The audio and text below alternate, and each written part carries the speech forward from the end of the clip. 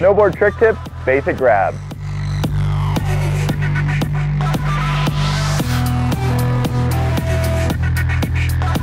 Scoring your grabs will help you to be stylish in the air while keeping you balanced.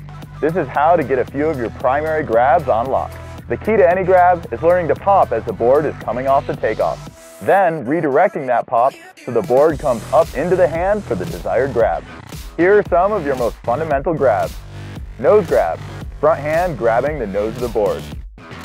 Mute grab, front hand grabbing in between the bindings on the toe side edge. Indy grab, backhand grabbing in between the bindings on the toe side edge. And tail grab, backhand grabbing the tail of the board. Once you have your basic skills on popping off of jumps, you can start progressing your airs to include grabs. For all of these primary grabs, you use a similar approach, setup, and takeoff. The difference will be how you redirect that pop energy as you come off the jump.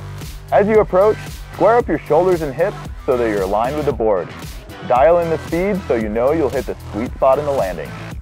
At the transition zone for the takeoff, flex into a low stance and be strong with the legs so the compression doesn't throw you off balance. Creating good pop at the takeoff is what will set you up for your grabs. As you approach the lip of the jump, prepare to load the board by sliding the board under the body to flex the tail and then extend the legs to generate the needed pop as the board comes off the jump. Your takeoff is where you'll generate the pop you need to score your grabs. Extend the legs at the moment the board is coming off the lip. As your board pops off the snow, you'll feel it pushing up into the air, making it easy to retract your legs and board up towards your core. This is when you move your hand into position as your board moves up into your grab. For the nose grab, retract the front leg while keeping the back leg extended. This will put the nose right up by your front hand for the easy grab. The tail grab is reversed, with the front leg staying extended and the back leg retracting towards the core, bringing the tail to the back hand. In the Indy grab and the mute grab, both legs are retracted to the core, putting you in a squatted position with your knees close to your chest. Both of these grabs are very similar, with just the other hand scoring the grab between the bindings on the toe side edge. Front hand for mute, back hand for Indy.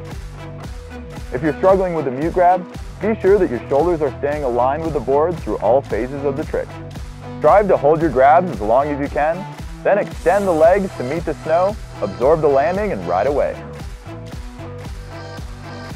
Here are some exercises to lock in your grabs. Creating pops. Use active legs by flexing into a low stance and extending off a loaded tail to generate big pops.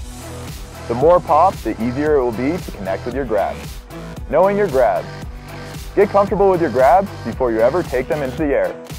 Practice them on the ground or while you're just sliding down the hill to get used to the body position before taking them airborne.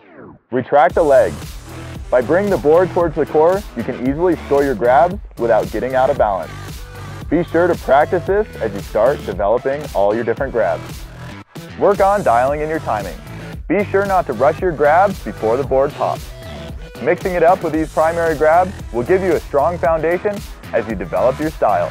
My name's Doug, and this video has been brought to you by Thrive Snowboards.